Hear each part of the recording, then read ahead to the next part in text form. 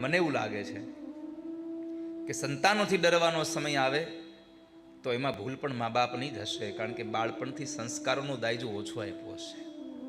આવી કથાઓમાં લઈ જશો, મંદિરોમાં લઈ જશો, સદગુરુના પ્રવચનોમાં લઈ જશો તો તમારા છોકરાઓથી ડરવાનો સમય નહીં આવે, કારણ કે તમારો છોકરો અવળું કામ નહીં કરે. તમારે તમારા સંસ્કાર ઉપર ભરોસો હોવો જોઈએ. મારો દીકરો રાત્રે 2 વાગે કેમ ના આવે, મારી યુવાન દીકરી રાત્રે 2 વાગે ભલે આવે, પણ અમારું મોઢું નીચું થાય એવું કામ ક્યારેય નહીં કરે. તમને તમારા સંસ્કારમાં ભરોસો હોવો જોઈએ. જો તમે આપ્યા હોય તો પછી તમે તમારી આ સમયને અનુરૂપ તમે એટલી છૂટછાટ આપો ને ક્યારેય પણ એની પાછળ તમે એની પાસે જવાનો કે એને સાંભળવાનો, એને જાણવાનો જ પ્રયત્ન ન કરો તો પછી તમારી આપેલી સ્વતંત્રતા પણ સ્વચ્છંદતામાં બદલાઈ જાય તો નવાઈ નથી. તમે સ્વતંત્રતા આપો છો, બહુ જ સારી વાત છે.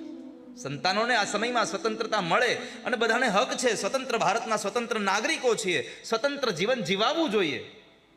પણ આપણી સ્વતંત્રતા આપેલી છે એ સ્વતંત્રતા પોતાના મનમાં ના કરી અને સ્વચ્છંદતામાં બદલી ન નાખે એટલી જવાબદારી પણ આપણી હોવી જોઈએ.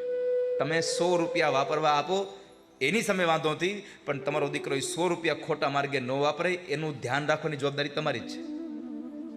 મા બાપ બધી જ વ્યવસ્થાઓ આપે. મા બાપ સંતાનોને જ્યારે નાના હોય છે ત્યારે કોઈ કાર્યમાં રોકટોક કરતા હોય છે તો એની જિંદગી બનાવતા હોય છે.